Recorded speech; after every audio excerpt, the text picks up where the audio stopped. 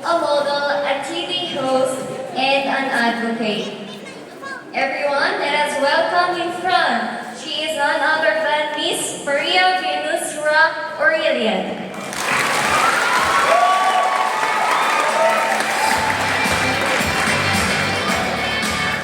Karen, thank you so much. Rod, bossing may clicker ka ba dyan? Good afternoon, everyone. Yes, good afternoon sa inyo dito. Tayo-tayo na lang mag-usap siya. How's your afternoon so far? Okay naman. Have you been learning? Madami ang natututunan. You had Kuya Berwin this morning. Artista, no? Alam niyo bang pumasok din sa politiko si Kuya Berwin? Sinare niya sa inyo kanina, pumasok sa politiko. And then you have this amazing military guy, and then you turn to be a follower of Jesus, and now he's continuously sharing the things that he has learned in the journey. Ngayon may beauty queen kayo. So mag-makeup tayo. Okay lang sa inyo. Charot, hindi tayo mag-makeup. Sabihin niyo, ang ganda ng talk ni Kuya Jerry na parang ang sarap pakinggan, ang sarap sa puso, gusto kong maiyak. To the point na parang lahat kayo, feeling ko paglabas ninyo ng hapong ito, you will all be ready to serve, you will all be ready to apply the things that you have learned. So this afternoon, Kuya Jerry mentioned about his true north. And he said that it is because of his faith that he has a changed life. And because of that, his advocacy is not only a changed life, but also a changed family, and eventually a changed nation. Yun ang kagandahan sa mga tao na binabago ng Panginoon ng puso. So this afternoon, I'd like to share with you from a perspective of someone who is not in the political arena, but someone maybe from the showbiz industry or from the beauty pageant industry who has also been changed by the Lord from the inside out. I know for a fact that you guys are all leaders, pero can you be honest with me that even if you are already leaders in your own field, you still feel insecurity? Is there still some form of insecurity in your life? So that's one of the things that I'd like to share with you this afternoon. Kasi mahirap kung bilang isang leader at bilang isang namumuno, may mga bagay sa puso natin na hindi pa natin nag-deal. And I hope that this afternoon, as men and women who are the leaders today and the future leaders, I hope that today we will realize, pag hindi ko naayos tong sitwasyon ng puso ko ngayon, ano kayang klaseng leader ang magiging ako in the future? So, let me begin by sharing the reason why I'd like to talk to you about insecurities. Number one, because there are a lot of unprocessed insecurities today, especially in a generation where social media is just so big. And we live in a generation where we look at even the smallest details nakikita natin. There is such a magnified version of everything. Pag tinignan mo sa social media, pag nag-post ka ng something at nakita mo na, ay, shucks, may pimple. Siyempre, i-edit out mo yun kasi medyo hindi maganda. Or may kinain ka, may something hindi maganda sa photo, aayusin mo yun. Mainly because we live in a hyper-magnified social media reality and we respond to super normal stimuli. That's the exaggerated version of the things that we see every day. So ngayon, magiging nagiging self-conscious tayo. So I don't know, with your own perspective or maybe your own personal experiences, ano ba ang nagagawa ng insecurity sa buhay ng isang tao kapag hindi siya nag-deal? And in your situations as leaders, anong pwedeng mangyari kapag hindi na-process ang insecurity na meron tayo? Or hindi natin nalaman kung saan ito nanggaling? Alright? So, I will show you some photos. Medyo sa mga bata-bata pa dito, siguro kilala niyo to, no? Pero medyo kung may mga kaedad ko na po kayo, okay lang naman. Kung kilala niyo po yung tao na nasa picture, okay lang mag-ingay. Pwede kayong sumigaw, pwede niyong itaas ang kamay ninyo, pwede kayong pumalakpak, okay lang yun. Allowed yun dito sa talk ko. Pero pag hindi mo kilala, ang isa lang ang pakiusap ko, shut up ka lang, okay? Sige, malinaw po ba yung instruction sa inyo? Alright, so pag kilala, mag-ingay. Pag hindi kilala, shut up. Eto, yan.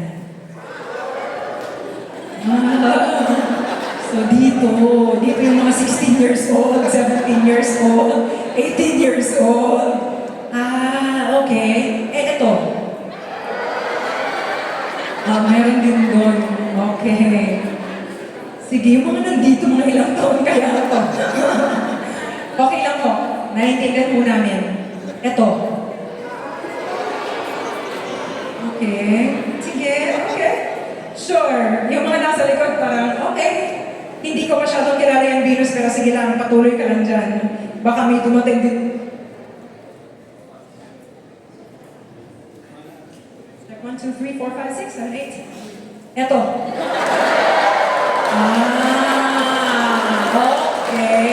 Okay. Medyo gets ko. Okay. So, ito medyo kilala niya to. Sige lang. Pastor, kilala niyo ba to? Hindi masyado. Okay lang po. Ito. Okay. Kilala natin. Alright. Sige. So, what is the reason why I showed you some of those photos? Because these are the people who are holding a specific position in the industry where kilala sila ng mga tao. Karamihan sa inyo, kilala niyo yung ilan sa mga taong pinakilala natin. Pero, the reality sometimes is, at ang masakit na realidad minsan ay mas kilala natin yung mga tao na idolize natin kaya sa tunay na pagkakakilala natin sa mga sarili natin. I'm not sure who are the people that you look up to, but sometimes when we look up to people, the tendency is to obsess with the people that we look up to the point that we want to know almost everything about them, pero paano yung pagkakakilala natin sa sarili natin? Ganun ba natin talagang kakilala yung sarili natin kumpara sa mga taong gusto nating kilalanin? So what's the danger when we do that? What's the danger when we know others more than we know ourselves? Ang reality is, pwede tayong maka-experience ng ganito. So insecurity, as I mentioned a while ago. What is insecurity? Basically, insecurity is lack of confidence. It is self-doubt, uncertainty, or anxiety about oneself. So, there are a lot of forms of insecurities. May mga tao na siguro hindi masyadong vocal when it comes to their insecurities. There's a study that says that the top 3 insecurities of women sa mga kababaihan na ito. This is a study by the clinical psychologist and author named Jennifer Galvan. She said that the top 3 insecurities of women are, number 1, beauty, number 2 is relationship, and number 3 is intellectual ability. Do you agree that that is maybe the top 3 insecurities of women? Chill lang, te. Minsan hindi naman yan ang insecurity ko, te. Pero siguro minsan, But can you also agree with me na hindi lang ang mga kababaihan ang may insecurities, pati ang mga kalalakihan ay may insecurities din? Yes. Maybe it's not the same as the insecurities that we have just mentioned. Maybe it's leadership. Maybe it's financial.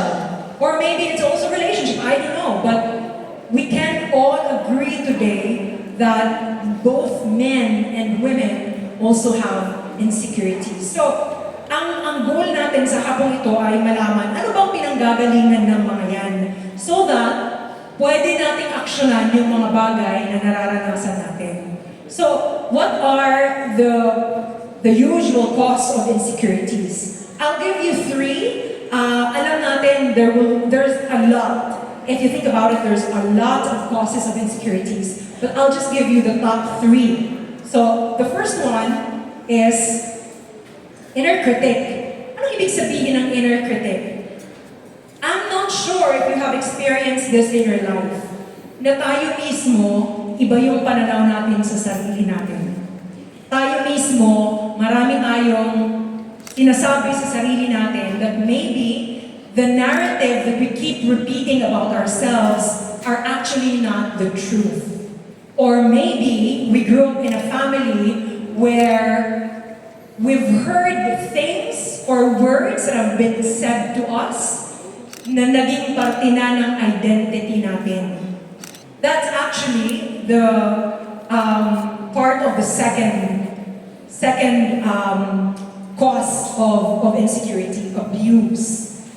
I have a friend, at itong kaibigan ko na to, mas maganda siya sa akin, pero she shared to me that when she was studying, hindi siya yung binubuli sa eskwelahan nila when she was studying, siya yung nambubuli sa mga kaklase niya. And then I just asked her, because my experience was different, ako yung binubuli noon sa eskwelahan. And then she said that the reason why she bullies other students is because in their home, ang nanay niya ay kumbaga emotionally, physically, and verbally abused siya. So, sinasaktan siya, pinagsasalitaan siya ng mga masasakit na bagay, iniinsulto siya. And then she said, V, I told myself that when I leave our home, no one will be able to do that to me. So, inuunahan ko na. Pag may mga tao na mambubuli sa akin, alam ko na medyo may tendency to na ibuli ako, inuunahan ko na. Kasi sinabi ko sa sarili ko na walang taong gagawa sa akin ito sa labas ng bahay namin. So, there are a lot of reasons why we feel that insecurity that we have. It can be that we have experienced some form of abuse in the family.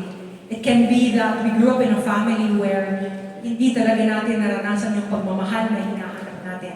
Or it can be that we grew up in a family where people are not expressive of their thoughts. People are not expressive of how they feel towards us.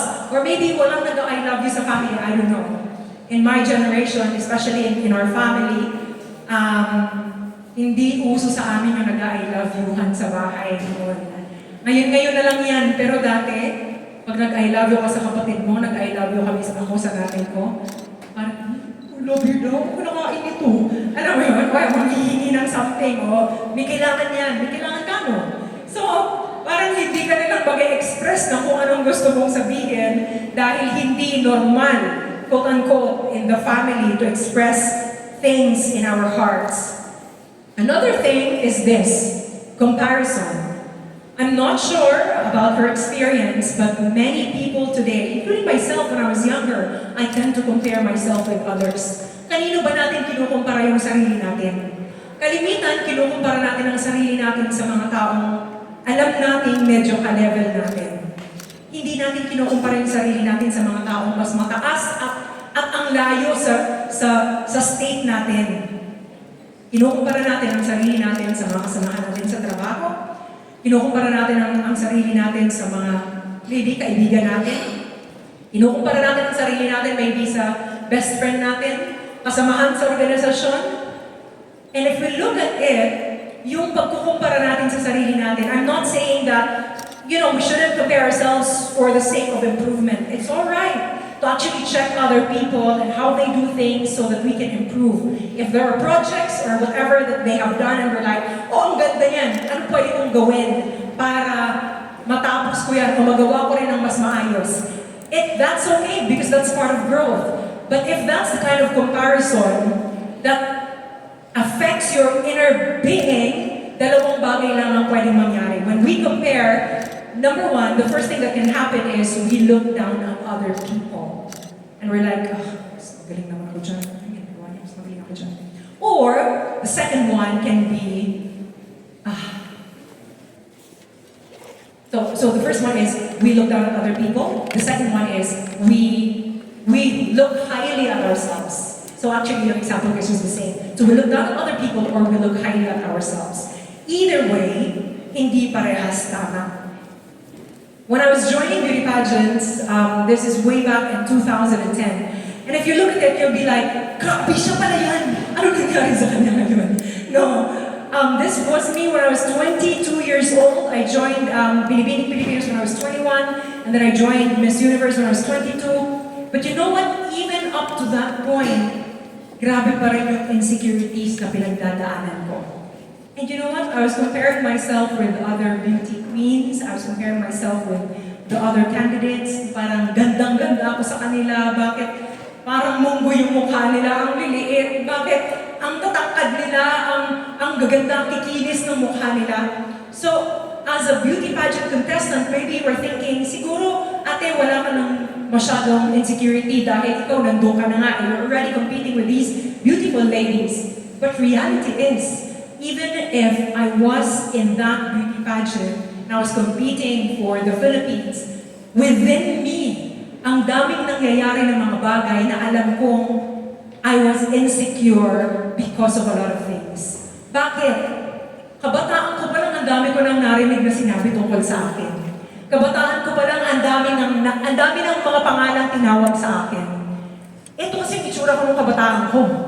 So kung titingnan mo, ang tangkad ko, ang itim ko, ang payat ko, at yung mga kaklase ko, talagang kung anong pangalan ang tinatawag sa akin.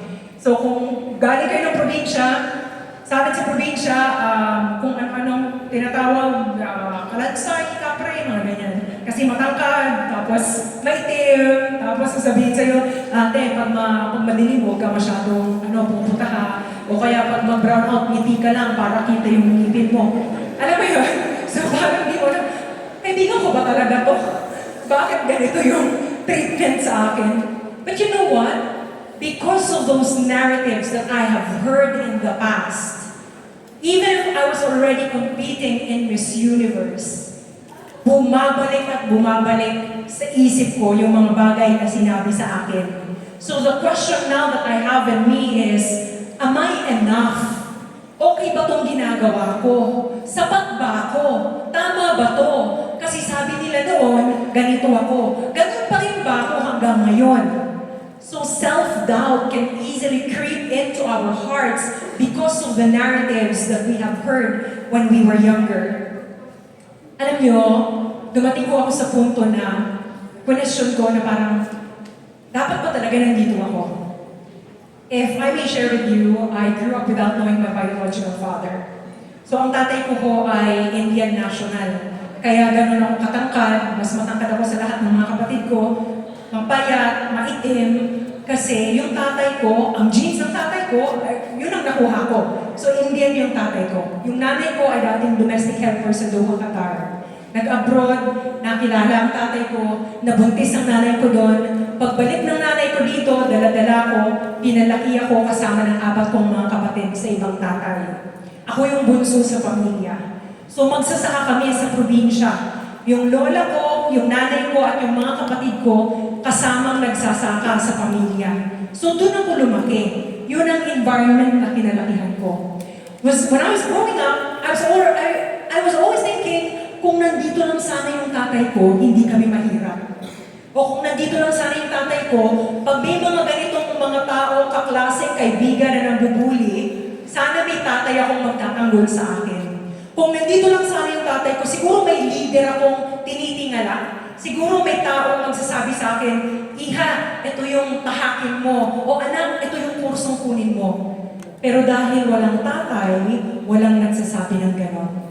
Alam niyo ho, in 2020, 59% of the children born in the Philippines are born out of wedlock. So siguro, ang porsyento namin nung kabataan ko, 80s, siguro hindi ko alam kung gano'n nakalaki. Pero hanggang 2020, makikita natin na ang porsyento ng mga batang pinapanganak na walang tatay ay lumalaki. Anong ibig sabihin nito? Maraming mga kalalakihan ang hindi tumatayong leader sa kanilang pamilya. And I'm happy that there are a lot of men in this place today.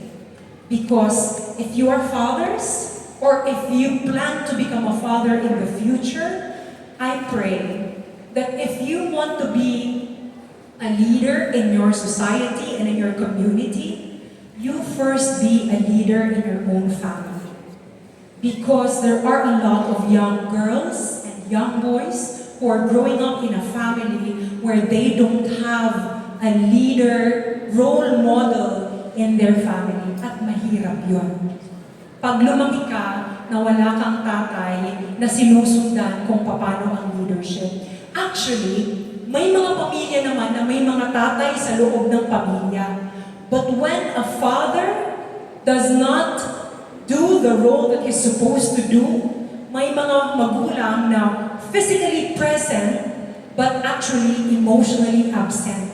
Hindi rin nila nagagampanan yung role na dapat na ginagampanan nila sa pamilya. So, ganun din ang effect. Parang wala ding tatay na kinaalalakihan yung mga batang lumalaki sa ganung klaseng pamilya. And you know, I'm just so blessed that even if I grew up in a family where I don't have a father, eventually I realized that when the Bible says that God is the father to the fatherless, totoo pala yun. In 2010, when I competed in Miss Universe, it was in the same year that I came to know the Lord. Kagaya ni Kuya Jerry, kagaya ni Kuya Berwin, I also came to have a personal relationship with Jesus. Pero nung una, hindi ako masyadong parang, sabi ko parang mga kulto ata itong mga to, yung kakanta-kanta, tataas ng kamay, papalapalakpak, parang para sa akin hindi, parang medyo kakaiba yun kasi iba yung background na pinanggalingan ko. So to see someone like that and to see a group of church doing that, medyo ano ako doon, aloof ako doon. But you know what? I found myself going back over and over and over again to that church. And I realized that there was one Sunday, they were singing a song that was unfamiliar to me. First time ko marinig yun, in fact, during that time. And the song was Amazing Grace. I've not heard of that song before, pero tandang-tanda ko yung lyrics. Sabi ng kanta, Amazing Grace, how sweet the sound that saved a wretch like me. I was once lost, but now I'm found. Was blind, but now I see. Iyak ko ako ng iyak nang narinig ko. Kasi pakiramdam ko, oo nga no, I was lost, but now I'm found. I was blind, but now I see. Alam niyo, nung mga panahong lost ko ako, akala ko pag pumasok ako sa relasyon, pag nagka-boyfriend ako, pag, alam mo yun, public kayo ng jowa mo, parang that's something that will fill in the void that was in my heart. Pero hindi ho pala totoo. Even if I had relationships when I was younger, and then, you know, I tasted how it feels like to have fame because of beauty pageant, pero hindi pa rin sapat yung success at yung relationships to fill in the void that was in my heart. I don't know about you. I don't know your story. I don't know if you've been thinking of those things. I don't even know if you feel the feeling that I had before, the feeling of emptiness and that vacuum in my heart. But you know what? That can also be a source of insecurity. Kaya hirap na hirap ako dati kapag may, you know, there's yung nanay ko kasi parang naging leader ng pamilya namin. So, ang tingin ko, ang babae ang dapat na naging leader ng pamilya. Akala ko, ang babae ang dapat na nagdedesisyon sa lahat ng bagay sa pamilya. Kasi gano'n ang nanay ko. And I'm not saying that women can't be leaders. That's not what I'm saying. Because if you see today, there are a lot of women leaders. But what I'm just trying to say is, in the context of the family, akala ko ang leader dapat ang babae. So when I got married, alam niyo ho, ang dami kong natutunan. That the husband should really be the leader in the family. So if you're a man and if you're here, I hope that one day you would step up to that calling of not only being a leader in your society, but also being a leader in your own family. So, before I end, I'd like to share with you, how do we navigate our insecurities? So, oo, totoo, Ate Venus, marami tayong insecurities sa araw-araw. Marami tayong pinagdadaanan na sa tingin natin ay mabigat at mahirap malagpasan. maybe it would be nice for us to actually look at ano bang tingin talaga ng Panginoon sa atin? Ano bang tingin ng Panginoon sa atin bilang isang tao? So, this is who we are in the eyes of the Lord. So, kanina, ayan. So, the first one is, keep in mind that God is our guiding voice. We hear our own selves, we have our own narratives, we have our own self-critique. But keep in mind that the Lord knows us more than we know ourselves. Minsan akala natin alam na natin lahat. Lalo na sa mga kagaya kong matitigas sa ulo. Akala natin alam na natin lahat. At hindi na natin kailangan ng tulong ng iba to reach a certain point na may nag-guide sa atin. Para sa akin, bilang isang babae na lumaki na walang tatay, mahirap i-translate sa utak yung pagsunod sa Panginoon dahil wala ngang physical representation. But you know what? I'm so glad that the Lord is our guiding voice. It says here in Philippians 4:3, finally, brothers, whatever is true, whatever is honorable, whatever is just, whatever is pure, whatever is lovely, whatever is commendable, if there is any excellence, if there is anything worthy of praise, think about those things. If there are thoughts in your mind that's telling you, hindi ka sapat, hindi mo dapat ginagawa yan, hindi mo kaya yan, hindi mo matatapos yan, papasukin mo yan pero hindi mo rin naman tatapusin yan.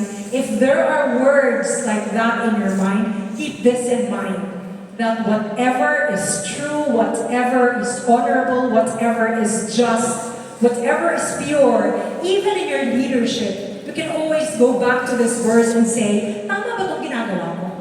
This can be a guiding verse for us. Whatever is true, you do it. Whatever is honorable, you do it. Whatever is just, you do it. Whatever is pure, you do it. Whatever is lovely, whatever is commendable. Because if we don't have guiding light in our way, minsan isipin natin, okay lang. Sabi ni Kuya Jerry kanina, because of greed, because of lies, because of all these things, because of compromise, okay lang na gawin na yung mga bagay kasi ginagawa naman ng ibang tao. But if we have that strong moral compass, alam natin saan tayo babalik. Also, keep in mind that God is your defense. There are many times that we experience abuse, we experience corruption, we experience being maligned by people. Keep this in mind. God is your defense. In Psalm 56:8 it says, God is the defender of the helpless and the weak. And then finally, God is your maker. I don't know about you. I don't know your worldview. I don't know what you believe in. I don't know your faith journey. I hope that this afternoon would be something that will tickle your mind or maybe will open your heart to think that, yes, actually, God is my maker. It says here in Psalm 139, 14, 16, I praise you because I am fearfully and wonderfully made. Your works are wonderful. I know that full well. My frame was not hidden from you when I was made in the secret place, when I was woven together in the depths of the earth. God made us. Kung may pumapasok sa utak mo na aksidente ka lang, na hindi ka dapat nabuhay dito, na dapat wala ka. No. Reality is, God knows you even before the day that you were born. Minsan naisip ko yan, na parang, Lord, pa ako pinanganak? Bakit pa nga ba ako nakarating sa mundo na to kung iiwan lang din naman ako ng tatay ko? O kaya kung lalaki lang naman ako na walang tatay? But you know what? By God's grace, that perspective has been changed. Pasalamat ako na nakilala ng nanay ko yung tatay ko kasi pinanganak ako. Kasi kung hindi nakilala ng nanay ko yung tatay ko, malamang hindi ako pinanganak sa mundong to. O baka iba ang anak ng nanay ko. But because God used my father, nabuhay ako. At hanggang ngayon, pasalamat ako, nabuhay ako, at ginagamit pa rin tayo ng Panginoon. Before I end, I made a spoken poetry. Maybe we can call this a spoken poetry. Ano to, sinulat ko to ng mga panahon, I think this was during the pandemic. And many of us during that time were really wondering, kailan ba matatapos to? Ano na bang halaga ng buhay ko? Meron pa bang pag-asa para sa lahat? I'd like to share this with you, and as we read, you can read along with me. It says, mahalaga ka. Mahalaga ka hindi dahil labi mo ay mapula. Gwapo ka hindi dahil gusto nila ang iyong itsura. Mahalaga ka dahil siya ang sa'yo'y humulma. Mahalaga ka dahil sa sinapupunan pa lang ng iyong ina, kilala ka na niya. Pero minsan ba't ganon? Iniisip mo na wala kang halaga. Iniisip mo pa rin magkumpara. Iniisip mo, mabuti pa sila. Ate, kuya, iho, iha, ito ang tatandaan mo. Ang halaga mo'y hindi nakabase sa iyong itsura. Ang halaga mo'y hindi nakadepende sa kung anong tingin ng iba. Dahil ang halaga mo'y nakatatak sa mga palad niya. Siya na sa lubos na pagmamahal sa iyo'y dumaan sa dusa. Siya na tiniis ang bawat latay, bawat mura, bawat mga anubusta. Siya na habang nanginginig, dumadanak ang dugo o habang nakapako, halos hirap huminga, halos karminga, halos hindi na makilala. Iniisip ang kapakanan mo at ang patawarang igagawad sa iyo. Dahil alam niya, pagkatapos ng 3 araw ay babalik siya. Ikaw at ako na makasalanan, na nararapat na mapunta sa kadiliman, ay muli niyang babalikan, yayakapin, at sasabihin, anak, mahalaga ka. Dahil buhay ko ang ginamit upang tubusin ka. Sometimes we think that maybe, just maybe my life does not matter to others. Or maybe there are thoughts in your mind that says, you shouldn't be a leader because of, things, or because of thoughts, or because you're not capable of being one. Alam mo, hindi aksidente na nilagay ka ng Panginoon sa sitwasyon na nandiyan ka. Hindi rin aksidente na binigyan ka ng Panginoon ng plataforma para magamit mo para sa iba. Because one day, you have to use the platform that God has entrusted to you for His glory, not for your own sake. Because this life has just been entrusted to us. Pinahiram lang to sa atin. Isang araw ibabalik natin to sa may-ari. Pero pag tinanong ka ng Panginoon mo at sinabing, Iho, Iha, anong ginawa mo sa buhay na binigay ko sa iyo? Anong ginawa mo sa buhay na binigay ko sa iyo? Anong isasagot mo? Sana, pag dumating tayo sa punto na yon, masabi natin sa Kanya with full grace and confidence that, Lord, I have used the life and the platform that you have entrusted to me to serve other people. And if you have used your life to serve the Lord and to serve others, I hope that you will continue to do so. Kasi hindi na sa panahon ngayon, mahirap na makita yung mga totoong leader na talagang magbubuwis ng buhay, oras, lakas sa pagsisilbi.